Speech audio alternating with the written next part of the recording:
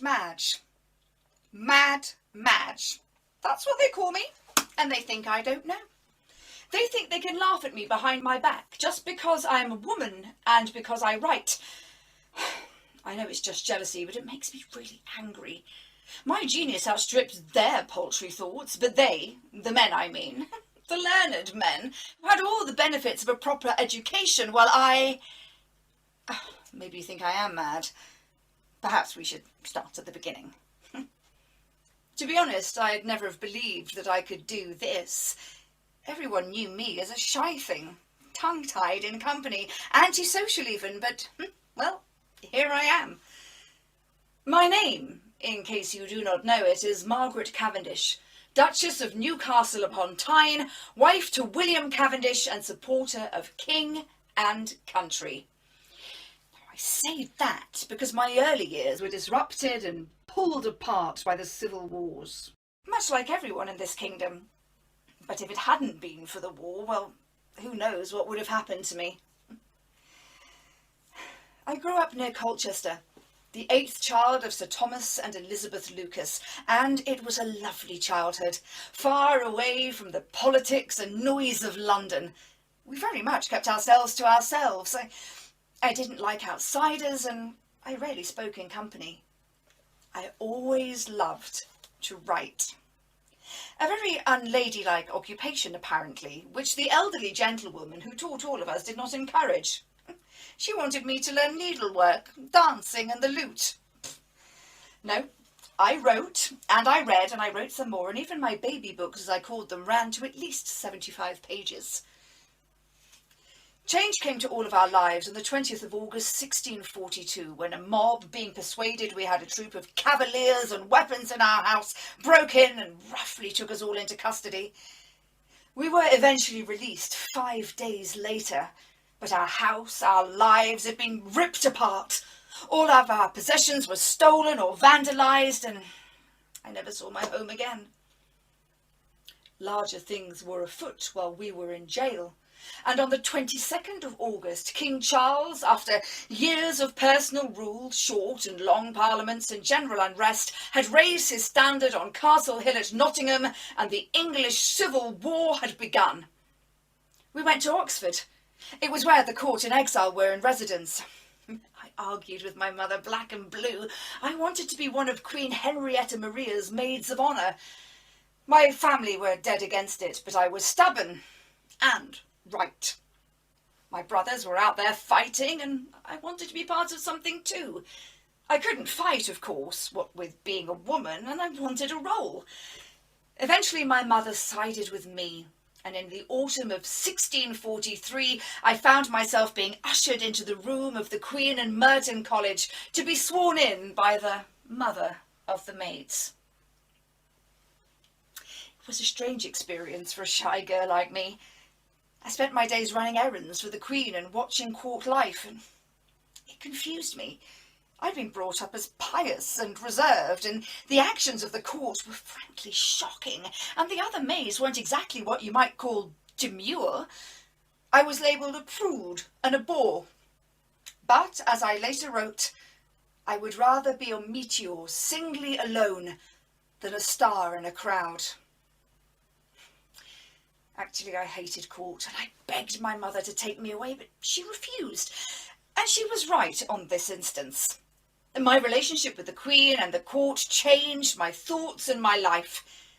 I began to hear the court gossip and news of one Earl of Newcastle and his military successes, although not everybody liked him, between him and the impetuous but dashing Prince Rupert.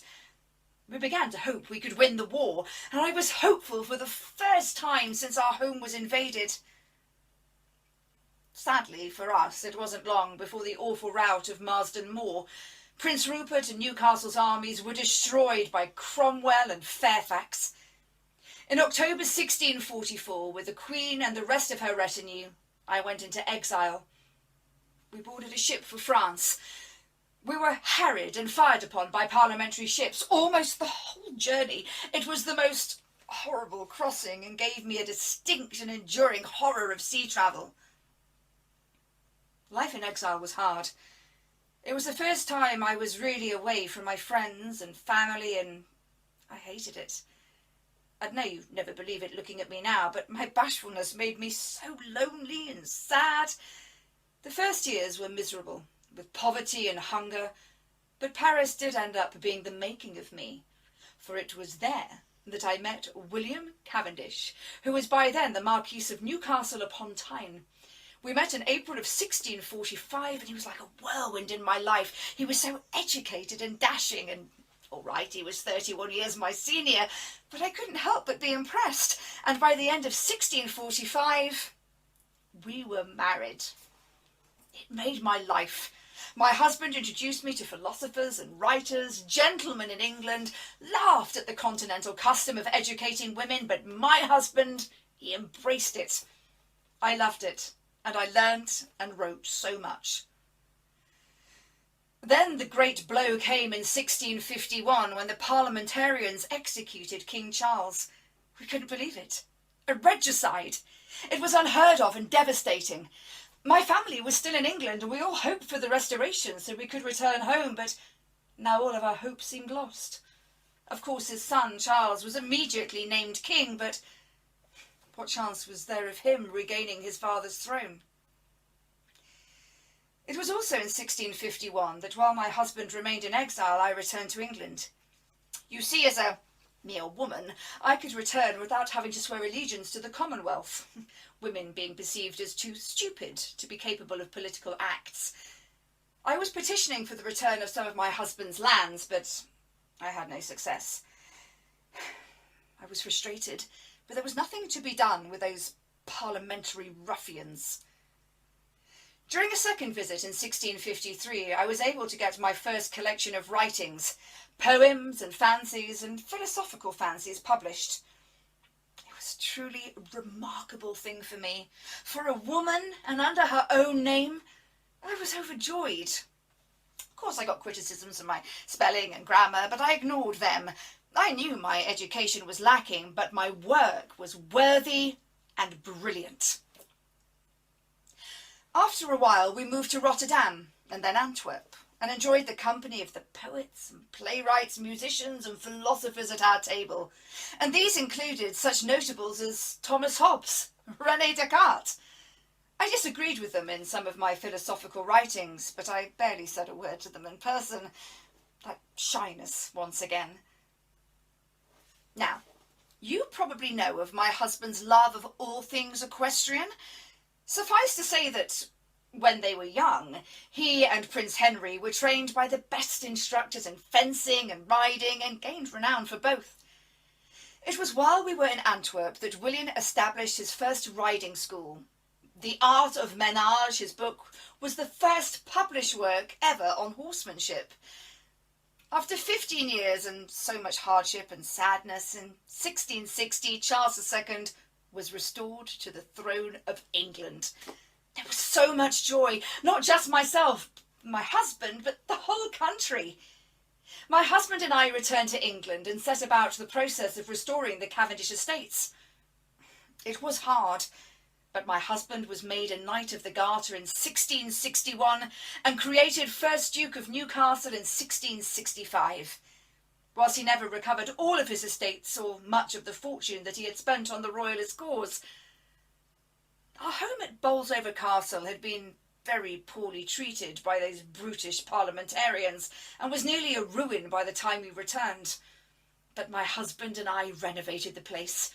We added a new hall and staterooms to the terrace range. We made it a beautiful castle, a place to be proud of, as it had been when my husband had entertained Charles I before the wars. And I continued to write, as William did, and although we were never blessed with children, despite many treatments by doctors, I created whole worlds in my books. My most famous work, The Blazing World, was written in 1666. You might remember that London had a small problem with a fire that year, and it may have influenced the title.